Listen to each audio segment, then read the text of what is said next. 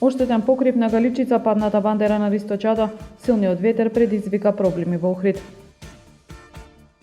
4321 лица помалку во Охрид споредбено со пописот во 2002 година, најброј на возрастната група од 60 до 64. 912 места за упис во 4 охридски средни училишта. Министерството за образование и наука го објави конкурсот за учебната 2022-2023 година. Охриѓанецот Етеми во полуфиналето на силниот боксерски турнир Београдски победник ќе ги вкрсти ракавиците со натурализираниот русин Мирон Чиков и ќе се бори за пласман во големото финале.